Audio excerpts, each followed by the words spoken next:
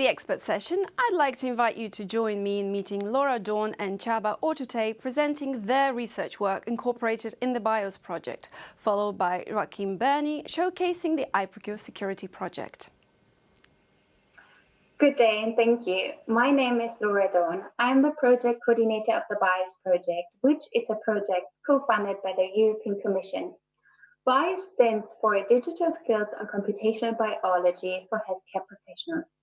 I'm pleased to have the opportunity today to introduce you to the BIOS project, our major aims and objectives, the project partners involved, and the results we have obtained. Next slide, please. We started our work in January 2018 and were concluded by the end of 2020. We have 13 partner organizations from 8 countries across Europe, namely Germany, Finland, Belgium, Italy, Portugal, Spain, Cyprus, and Greece. We all come from different backgrounds and sectors, either the educational sector, the healthcare sector, or with a background in bioinformatics. We all work together, bringing in our diverse competencies in order to assure a successful outcome of the project. Designated tasks are, for example, the project coordination and communication, quality assurance and evaluation, dissemination and exploitation of project results, but most importantly, the development of our core element, project core element, which is an open online course in bioinformatics for healthcare professionals. Next slide, please. With the BIOS online course, we aim at advancing the skills of European medical doctors and other healthcare professionals through the development and delivery of new modular vocational curricula on digital skills on computational biology. The creation and the conduction of the BIOS course allows us to tackle concurrent challenges in European healthcare systems, services, and policies with the ultimate goal to improve healthcare services for European citizens. We have created this open online course in bioinformatics for healthcare professionals where participants learn how to use genetic information services for their daily practice with patients. The BIOS course provides basic knowledge about methods and tools of bioinformatics, as well as computer-aided statistics with a focus on the interpretation of biomedical data. By participating in the BIOS course, participants learn how to use genetic information services. The goal of the course is to support the personalization of predictions, earlier diagnosis, better treatments, and improved decision support for clinicians. Next slide, please. The course has a duration of 14 weeks and has a modular structure. Module 1 is an introduction to bioinformatics. This module provides basic knowledge on how molecular data combines with modern biomedicine to understand the background of genomic and personalized medicine. Module 2 teaches computer-based statistics for physicians and health professionals. It provides a practical introduction to the analysis of biological and biomedical big data to develop a critical understanding of the reliability of analysis results. Module 3 is on commercial personalized genomic services and patient care. In this module, participants learn to interpret results from commercial personalized genomic services. This module enables the integration of these services into patient care. And finally, Module 4 is on quality improvement in healthcare. This module teaches participants how to build efficient and dedicated health teams and effective clinical relationships, and how to implement strategies and tools to support patient-centered care. With the BIOS course, the learners do not only expand their competencies in the field of bioinformatics, but they also benefit from a virtual learning community consisting of physicians, bioinformaticians, scientists, lecturers, and political decision makers. On the BIOS learning platform, participants can interact with the tutors and other learners. In addition, we offer regular online consultations where the instructors respond directly to learners' questions. Also, we have already conducted 3 online seminars. The BIOS course is available in 8 different languages, and it is freely accessible to everyone interested. So far, the number of learners is at 1,000 participants, and the feedback gathered from those participants continues to be very positive, showing a high impact of the course. Next slide, please. Next to the course offer, the BIOS project also aims at achieving a greater awareness on the subject of bioinformatics and related subjects. We want to make everyone more aware of the advances in bioinformatics, their benefits, but also their limitations and risks. Therefore, we have a team creating and disseminating policy briefs, policy recommendations, publication of articles in relevant journals and networks, dissemination events, and social media channels. With these measures, we target our diverse stakeholder groups, namely healthcare professionals, academics and researchers, policymakers, the educational sector, as well as patients and the general public.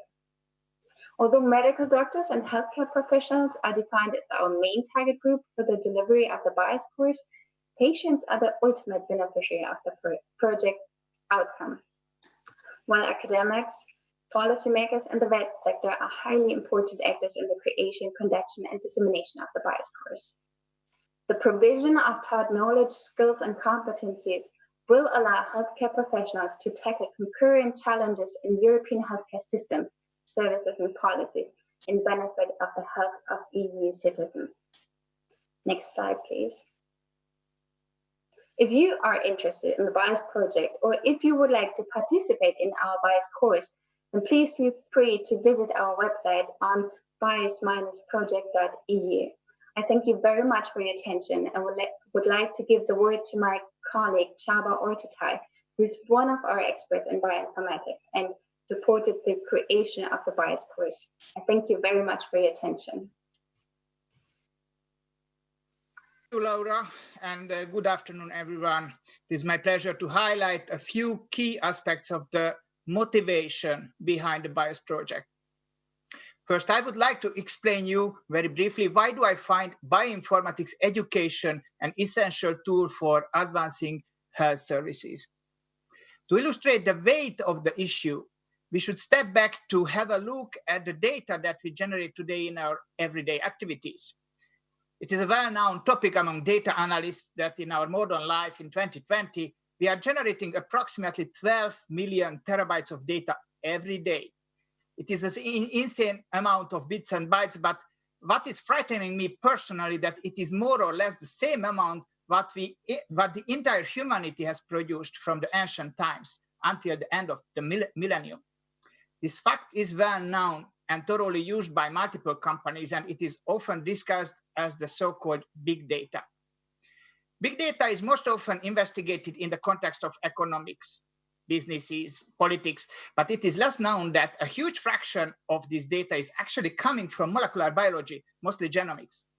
The amount of data coming from individual experiments and the number of experiments are both growing exponentially in the past 10 to 15 years, meaning that we are so good to develop more and more efficient experiments, which spits out more and more information about our test subject, that we are literally drowning in data.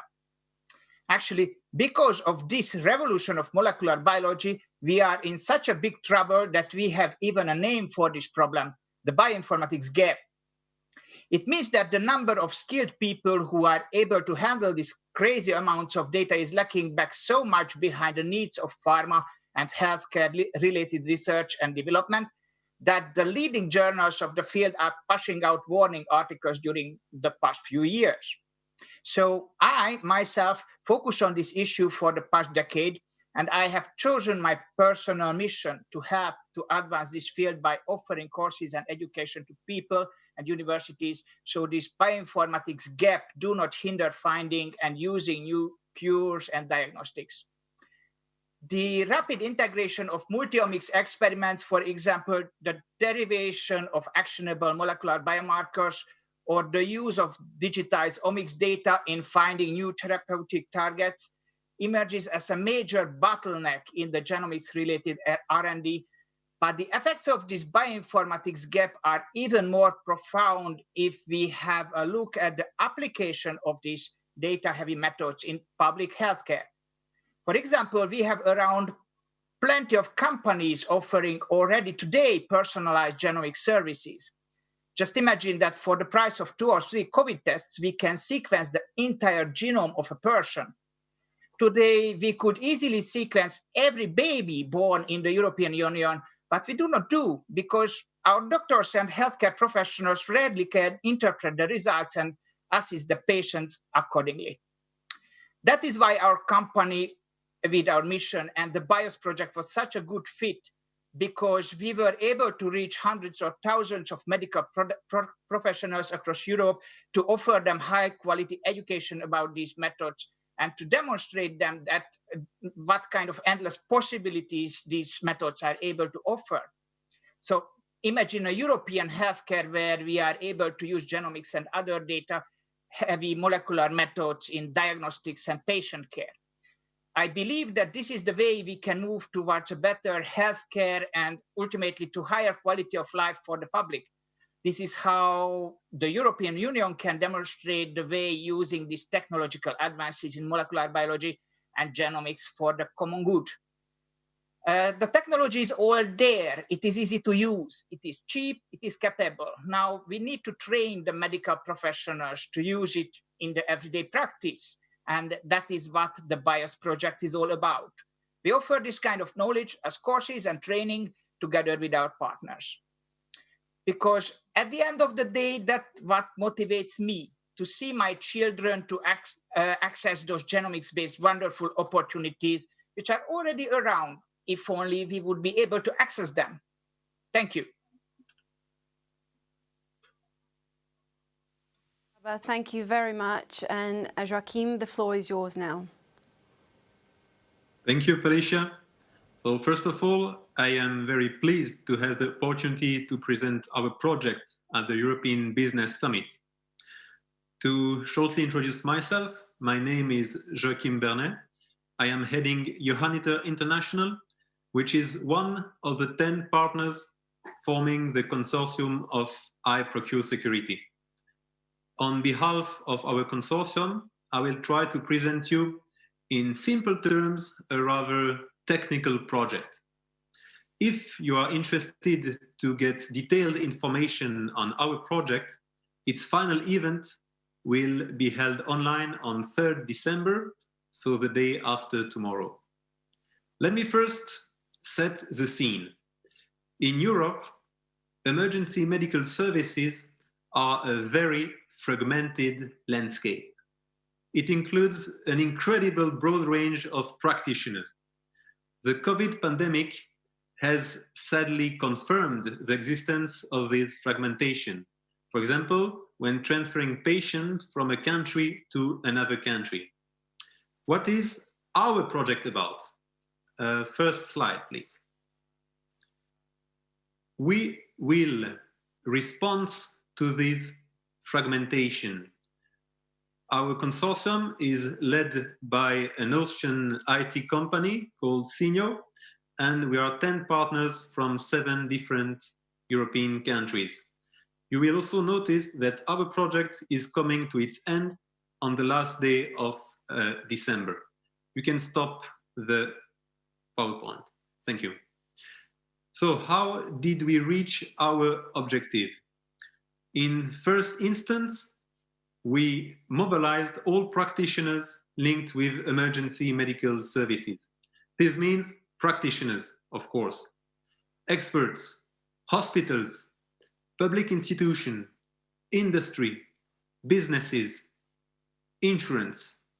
We also contacted related research projects, initiatives, and networks. Furthermore, we created an interactive platform where all stakeholders are kindly invited to share their thoughts. This platform is available on our website, and it will last after the official duration of the project. In second instance, we analyzed European emergency medical services ecosystem, its capability gaps, its challenges, its needs. This was carried out through different activities: analytical research, surveys and questionnaire, organization of webinars, of workshops, and so on. We also became a liaison member of the European Committee for Standardization. As a result of this intensive data gathering, we identified 10 main areas for research and innovation. These included 81 different possible challenges and therefore 81 different possible needs. Finally, we decided to focus on triage management. The pandemic played an important role in our decision. As you are probably aware, since the beginning of the pandemic, practitioners on the ground had to face up terrible decision because of the saturation of hospital. The second slide, please. You can see here all stakeholders which are linked with triage. All these stakeholders need, we think, a data-driven triage management system. It seems crucial to develop it in order to enable quick and accurate overview of casualties, decision support for better allocation of available resources, improve interoperability with other practitioners, reduce handover times between ambulance transport and hospital. Now our iProcureSecurity project is coming to its end. The follow-up project consists in a pre-commercial procurement. Next slide, please. The idea behind the pre-commercial procurement is the possibility for a public procurer to provide funding to suppliers developing research and development services not available on the market yet. On the slides, you can see the different competitive phases in which the suppliers develop their solution to address the procurement challenge. In phase 0, open market consultation is raised for the interest of suppliers, followed by the call for tender. In phase 1, the pre-commercial procurement consortium and external experts will evaluate the bids and select a minimum of 4 suppliers to develop their solution. In phase 2, interim evaluation by an expert review board will continuously improve the prototypes while developing them. And finally, in phase 3, a minimum of 2 suppliers will be selected to test their prototypes under real-life situation. A last word about potential buyers. They are representing the demand side of the pre-commercial procurement. They are playing a key role in the procurement strategy and ultimately in the final solutions use.